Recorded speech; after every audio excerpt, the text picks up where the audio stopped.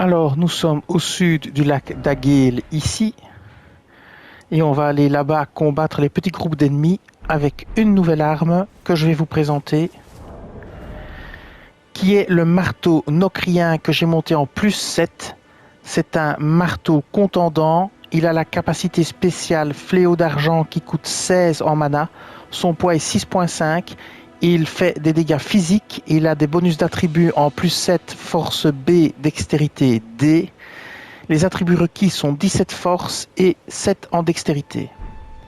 Alors, les attaques sont quelconques, hein. On va faire les attaques normales, rapides, vous voyez, c'est plus ou moins rapide. Vous avez l'attaque chargée lourde, l'attaque lourde normale, voilà. Et puis vous avez l'attaque spéciale, et là voilà. Ça se transforme en fouet et ça envoie la boule dans le sol, ça tape assez loin mais pas si loin que ça non plus, voilà. Ça fait 2 passages. Je vais pas le tester sur le crabe parce que c'est pas intéressant, mais on va aller tester ça sur les petits ennemis là-bas au bout. Vous allez voir qu'on peut en avoir plusieurs d'un coup, mais que c'est quand même assez imprécis au niveau de toucher. C'est pas forcément évident. On va par exemple viser ici le petit groupe, on va se mettre ici au milieu. Vous voyez, on ne les a pas forcément chaque fois avec tous les passages. On a l'impression que le deuxième passage ne fait d'ailleurs pas de dégâts. Si quand même, mais ça dépend. Voilà, ça vous donne une idée. C'est pas évident de viser avec cette arme. Mais vous pouvez attaquer à distance.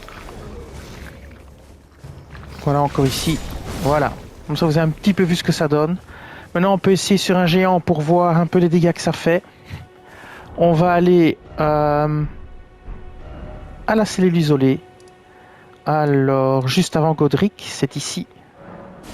On va aller attaquer le géant pour voir un petit peu ce que ça fait sur le géant. Bon, c'est un peu une arme quelconque, hein. On va quand même se mettre pas trop près, pas trop loin. Je pense qu'ici c'est bien. Voilà, on va voir les dégâts que ça fait. Non, c'est même pas encore assez près. Bon, tant pis. Voilà, c'est pas terrible en dégâts.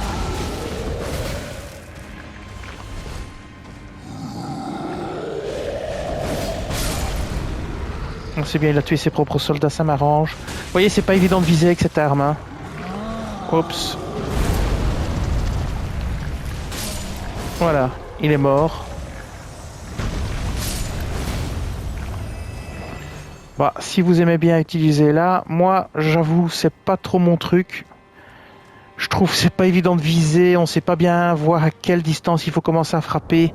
On peut essayer avec un ennemi blindé pour voir si ce serait pas efficace sur un ennemi blindé. On va aller à la cabane de l'artiste, ici. Et on va aller attaquer le soldat qui patrouille, on sait jamais. Peut-être que c'est efficace avec le balayage. Le problème, ça va être d'estimer la distance à laquelle il faut être pour que le balayage le touche 2 fois. Ça risque d'être plutôt compliqué. En plus, il est pénible à tuer celui-ci. Et il a des attaques de foudre. À la limite. Je vais équiper...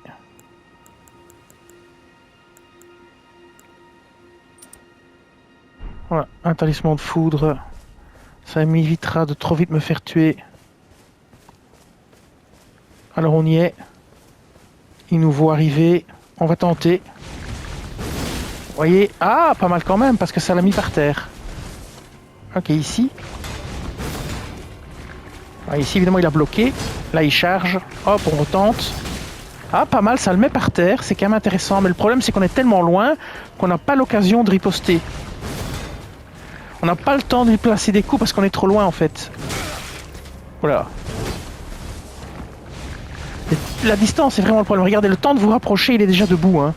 L'animation est trop longue. Donc ça... Bon, on peut le tuer de loin comme ça, hein, mais ça coûte beaucoup de mana. Et le problème, c'est que quand vous faites ce mouvement-là et qu'il se retrouve par terre, vous êtes tellement loin que le temps de vous approcher, que l'animation soit finie, il est déjà debout. Donc ça, c'est quand même beaucoup moins intéressant. Je suis absolument pas convaincu par cette arme. Si vous avez envie de l'utiliser, utilisez-la, mais je suis vraiment pas convaincu. Le problème réside ici. Voilà, le temps que l'animation s'arrête, que vous récupériez votre fouet, vous allez vers l'ennemi qui est par terre pour le taper, mais c'est déjà trop tard, il s'est relevé. Donc voilà. Cette vidéo va s'arrêter ici. Je vous dis merci et à bientôt.